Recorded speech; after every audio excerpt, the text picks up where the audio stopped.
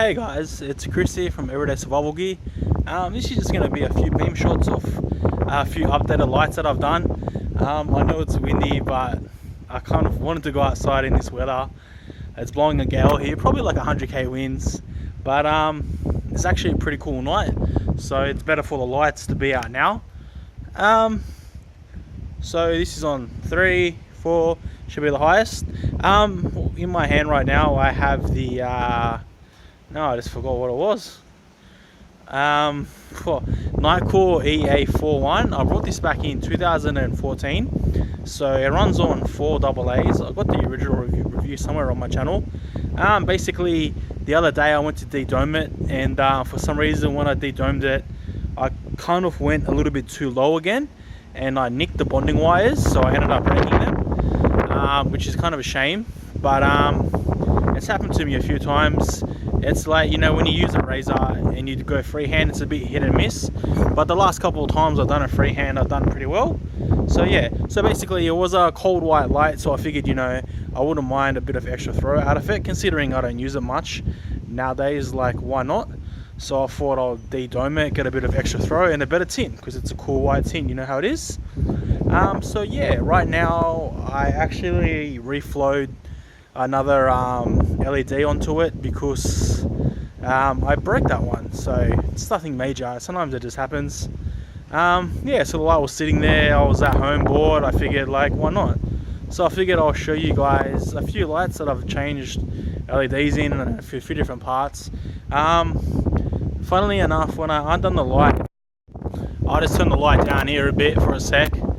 We'll turn it on maybe level 3 or something. Yeah, so basically when I redone this light, it was supposed to be a XML T6, but seriously when I took it apart, it was definitely a XML L2 U2. It only had the 2 bonding wires, not the 3, so I'm pretty sure that it was a U2. I don't know who on the internet was writing it was a T6. Apparently this is the 2014 edition, so 960 lumens. The 2015 is the one that's 1020 lumens. That's supposed to be the U2, but yeah, I don't know. So basically, I'm not sure how well you guys can see, but if we look at the tint on the tree, this is a 4000K tint, XML T6, so it is older than the U2 that I had in there, if it was a U2, but it does look like a U2. So yeah, basically I've done a few other little mods here and there. I put a XPL HI back in my done up C8, and I've got a bunch of BLF drivers coming from Banggood now, and a whole bunch of other parts I got from Fastech. Spent like $80 at Fastech just on parts, random stuff. So hopefully I'll have a few builds coming up. Well, I've been blabbering on now, but we'll check out the throw on this EA41, and then I'll go inside, I'll grab the Eagle Eye X6 that I changed the LED in, and grab the C8. So that's out the tree there at 100 meters. You can see it gets there pretty easy. I wouldn't really bother to de-dome this now because, like, it's too orange, yellow. If you look at the tint, if we come down to the tree, whoa, I love this weather, because there's no one out. It's better. I cut down the tree the other day because it's like sick, so I want to kind of get lemons back on it, fix it. So yeah, you guys can see that. Yeah, I know the tree doesn't look like it's in the best condition, but like you can see, it is a fairly orange tint. Not too bad, not as much as the XPL HI. I put the V2 1A in there, and then I had something on the LED itself, and when I was rubbing it, I rubbed a bit of the phosphorus layer off the V2 1A, so I ended up sticking the 3000K tint in there. I'll just reflow another LED on there. Funnily enough, I know, like, it sounds like I'm breaking parts left, right, center, but that XPL HI was the main LED that I learned how to work on with lights. Let's try it at 100 meters there. So that was the main LED that I learned how to work on with lights. It's been in about, seriously, 8 different lights maybe. So, like, yeah, I'm not like too concerned that it ended up breaking, because even the board is like pretty stuffed now. I didn't cut the grass here because I want to see if I don't cut it and if I water it, if it'll grow, and then I'll do the same for the rest of the yard. I don't know nothing about gardening. Yeah, so that's basically it. This light's starting to get a little tad warm now. Not bad. Yeah, this EA41 doesn't really see much love anyway. So, yeah. I don't know. I figured, you know, maybe if I kind of do it up, maybe I'll use it more. I doubt it, but I'll keep it around for emergency just in case. I've got like 120 AA batteries stored in case of an emergency, and none of my other lights use AAs. They're a pretty peculiar size to find in torches unless you just go to a store. I think maybe my Nightcore P7 might, I think. Yeah, I'm not even sure. Yeah, someone's driving around now. Let's turn it down a bit. I might go inside and grab the other lights and come outside and try them. Oh, that breeze was a bit much. Listen to that. Whoa, I had to grab it there. And actually, let's go check out the radar.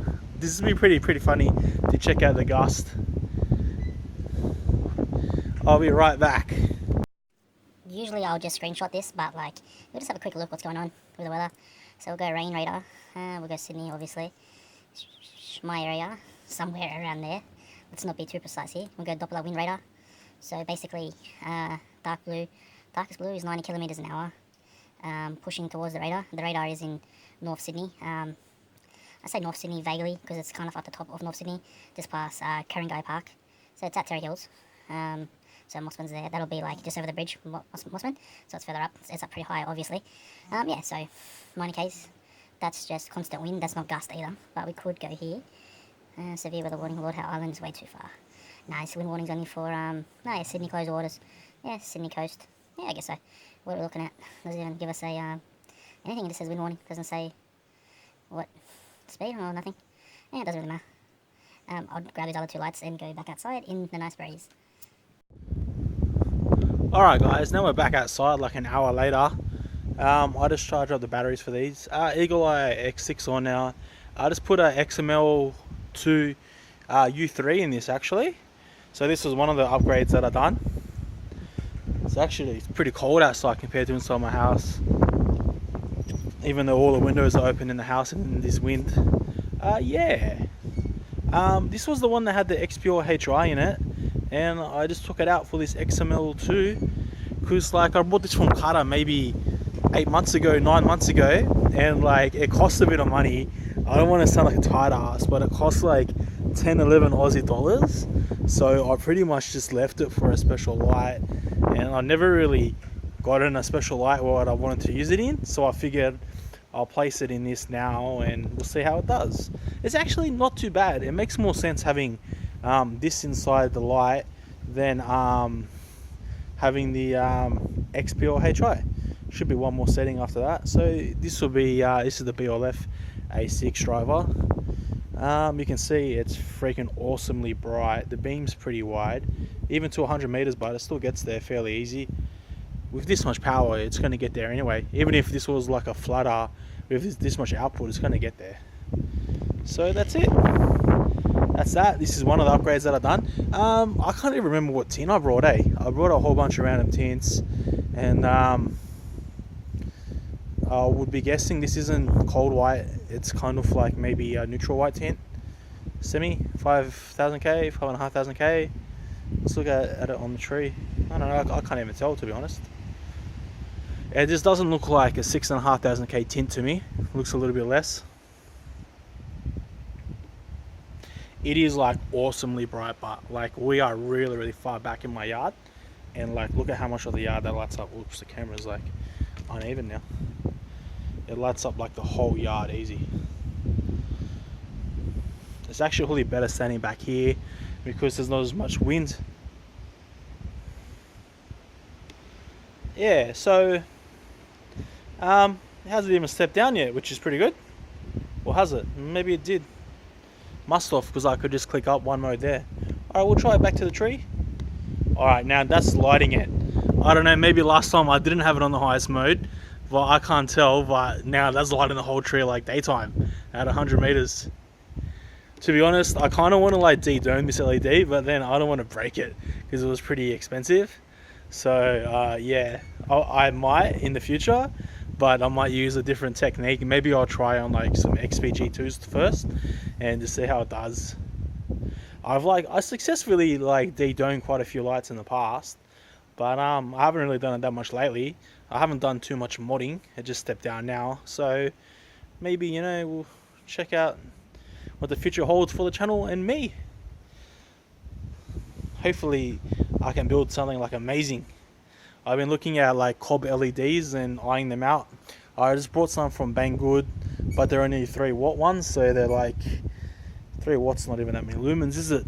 3 watts will be like 300 lumens maybe, if even that. But I'll have a play with them and see how it goes. I might put that inside my lantern, which I haven't finished yet.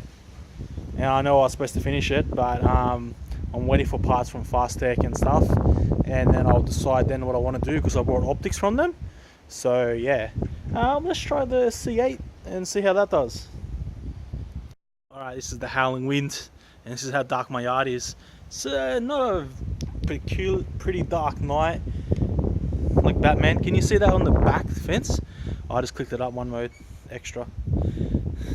This switch is a bit sensitive. That's mode 3. This seems to be using more power than the XML2, the XPLHI. I think it's just the tint. I kind of wanted the V2 1A in here, or at least like a cold white tint, so I could just get it to throw really far. But actually I've got a spare one inside a Rofus light, so I'll just reflow it.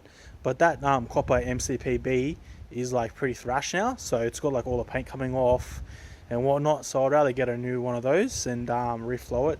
I've got some Noctogen XML2 ones, but I can't use those obviously, I don't think. Alright, to the tree now. That's not even the highest mode yet.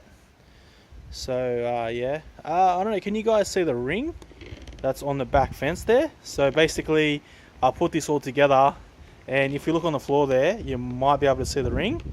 And like the ring was like half there and half gone, and I was looking at it going, man, that looks like shit. So what I ended up doing was I took it all back apart and I shaved it back down, and I made it pretty even, because in the past I was using a file. This should be the highest mode now. There we see it at 100 meters, pretty easy. Like get lights up the tree perfect. Even with this tint, obviously you're going to lose a bit of output with this tint, but nah, still going to throw fairly far, you know. If you're going to get 700 meters, 750 meters, still pretty happy. Like looking at it, lighting up my backyard, it's probably still about 1,400 lumens, maybe somewhere around about there, maybe a tad smidgen more. So anyway, as I was saying, no, I forgot. I seriously just forgot. I don't even know. So yeah, I just stepped down now. Oh yeah, this thing is using up more power than the X6. I wouldn't have a clue why. And I was also telling you about the beam. So the ring around it, so I used to use the file to file it down.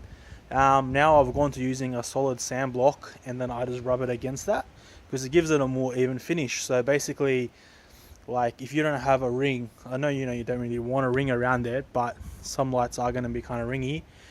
If you're grinding down the LED gasket to get more output, you're obviously going to run into a few issues there. Like you got to be careful of the wires that it doesn't short and whatnot. But also, you're going to get rings. But basically, you can kind of like mitigate that by trying a few different things, So I ground my one down pretty far right now, so the reflector is pretty much sitting in with the LED. Yeah, so it was only half a ring before, but now there's a full ring, as you can see. And we can play like a game of hopscotch or something in there. Alright guys, I've now been blabbering on for ages, so I pretty much have shown you some of the, not really new lights, but mods that I've done, and kind of upgrades, I guess. You can call this an upgrade, I guess. It probably throws further than the XPG3. I might have to take it to the park and double check that. But yeah, so if you watch this because you enjoyed Veedom shots, thanks, and thanks for listening to me blabber on, because I don't really have anyone else to talk about lights to. So yeah, thanks for watching, guys. I'll have a review out probably tomorrow if this wind dies down, or today because it's like 3 a.m. If this wind dies down, I'll record a video today, I hope, and put it up line tonight. Alright, thanks for watching, guys.